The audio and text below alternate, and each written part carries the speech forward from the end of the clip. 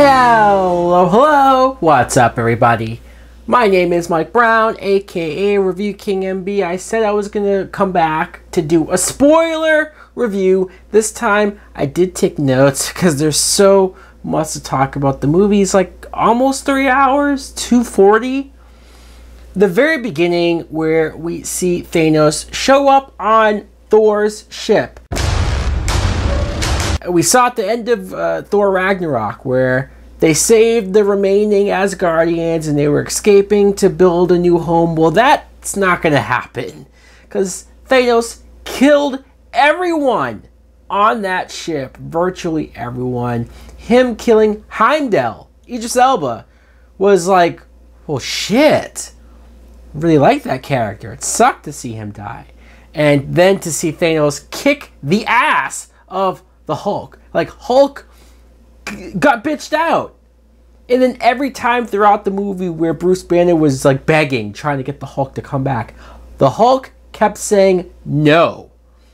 You'll never see Hulk refuse to fight somebody ever again. The Hulk was scared, and I don't blame him. And then Thor is forced to watch after Loki, of course, gives Thanos the Tesseract, which is something that we all predicted, we figured was going to happen.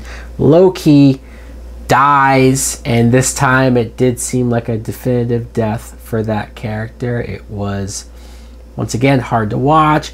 Well, Loki is fascinating because he's a villain.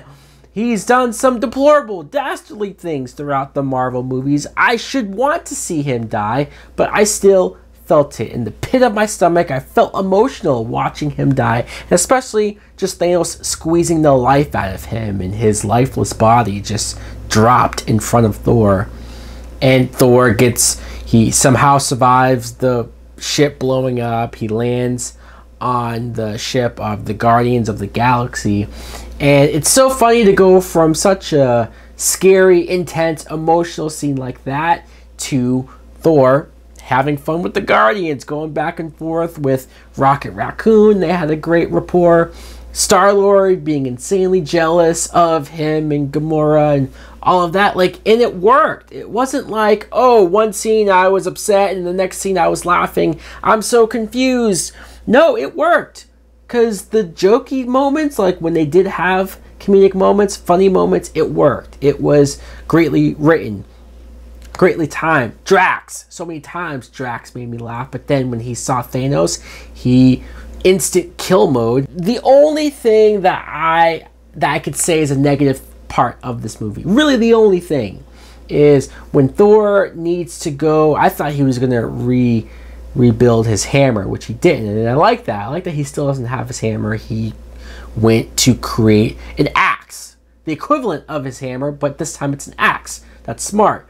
But when he goes there to this planet and he interacts with a very large Peter Dinklage, that's the part of the movie that took me out of it. It was like, what? I hope they remember you. Thanos killing Gamora because he wanted the Soul Stone, and the only way to get the Soul Stone is to sacrifice a loved one, someone you truly love. And not all, this is where you saw that humanity to Thanos, or those dimensions to Thanos, because he really did love Gamora. For whatever reason, he saw something in her that he probably didn't see in his other children. His real daughter, Nebula, who I would have bet money that she would have been the one to die, but she didn't. Gamora did. Her death was hard to watch, and that was one of the first deaths that surprised me, that made me go, wow, okay, so really nobody is off limits.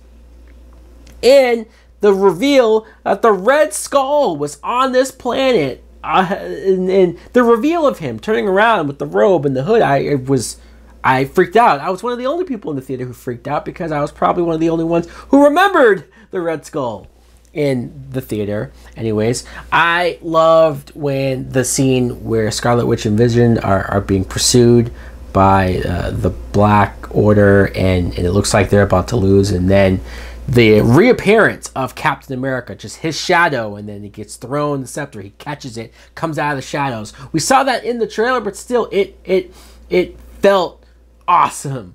I started clapping, and I got everyone else to clap. It was a moment. And for some reason, Captain America, Chris Evans in a beard works for me. Doctor Strange got some great moments, got some great things to do. I loved him using his magic. He got to do so much magical spells, and it made him look really powerful. If you didn't think Doctor Strange was powerful in his own movie, seeing him go toe-to-toe with Thanos and do pretty damn well for himself was great. And the interactions of like Spider-Man and Tony Stark going there to save Doctor Strange, with them going back and forth, them interacting with the Guardians of the Galaxy, very comical, very amusing, very fun.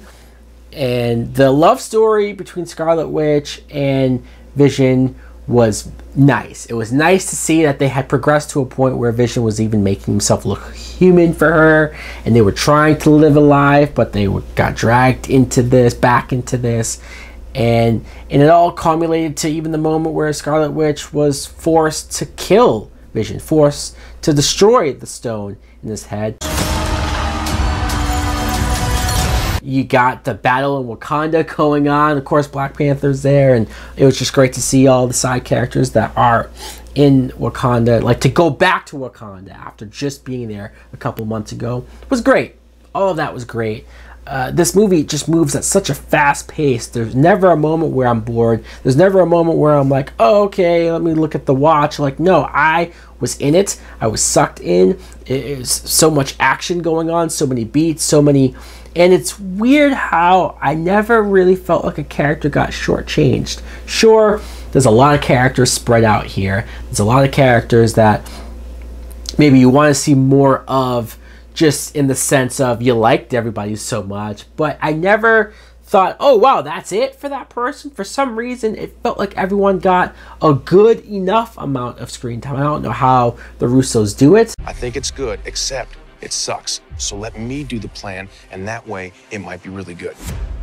Wow. Thor, being the badass that he is and wanting to get the revenge that he wanted, he throws his axe. It looks like it kills him, and you thought like, oh, maybe we have stopped him. And even Thanos says, you should have went for the head. And he snaps his fingers. What? He snapped his fingers, and you think, wow, they really did it. They really fucking did it. And then you get confused because he's on some other world or plane, and he's talking to a young Gamora who says, look at what you've done, at what cost, was it worth it? And you see that he I don't know if, like, what happened to the glove, if so much power was used just then that it juiced it out because it looked almost destroyed. He goes away, and then you see practically half of life end, just dissolve. And this is the hardest thing I've ever had to watch in a Marvel movie. As many emotions as I've been going through with these characters for 10 years, the ups and downs, seeing these characters dissolve and seeing which ones dissolved and just turned into ash. Bucky, Falcon, Drax, Doctor Strange, Black Panther. That shocked me to see how, like, his arm was gone. But the one that got me the most, you had Scarlet Witch, like, so many characters dead. Imagine taking your kids to see this. They're going to be bawling by the end of this movie. But it was Spider-Man. It was Tony Stark turning around, Star-Lord, Groot, all of these characters. It sucked and it hurt to see them go. But it was Spider-Man who grabbed Tony, and he was scared, and he was emotional, and he was saying, I don't want to die, because he's so young. And that, like, even saying it right now, taking me back to that moment, I'm feeling emotional. That broke me. That was the moment that I just lost it. My girlfriend made fun of me because she looked at me and said, like, you're fucking crying, dude. We all talked about, like, are they going to let Thanos snap his fingers? Are they really going to do it? In the back of my head, I thought, I don't know, that's pretty dark. Are they going to let him do it? And they fucking did. They fucking let him do it. And half of who we know and who we love, half of these people are dead. They're dead. The after credit scene, we see Nick Fury and Maria Hill. It was great to see them. We haven't seen them since, I feel like, I don't know, Winter Soldier or Age of Ultron, whatever it was. And they evaporate as well, which sucked. It's like we just got Fury back and then he's gone. But before he went, he was able to contact on some device Captain Marvel. It was her symbol. She now is going to know what's going on. Can she help? Can we somehow undo all of this? You almost feel like they have to undo this. But how? How do you do it without Doctor Strange, with Thanos in possession of the Time Stone, if any of the stones even work anymore? This was a depressing-ass movie, or at least the ending was very depressing. Coming out of the theater, and everyone is just hush and virtually silent. And not in a way where they hated the movie, because they all stayed for the credit. Like, nobody left during the credits. So you could tell they were in it. But just, we all didn't expect how far Marvel was able to push it. This is Disney, and they let Thanos kill half of the Avengers. Shocking. Shocking. I can't wait for next year and what we have in store next. This movie is still, my head is spinning, my brain is spinning. I love the film. Let me know in the comments below. Spoiler time now. We can get into the nitty-gritty. We can talk spoilers. What did you love about the movie? What did you hate about the movie? What's your favorite scene? What did you think of Thanos and his badassery? What do you think of the fact that Spider-Man's gone? He's gone. Anyways, guys, thanks for watching. Like, comment, subscribe. Later.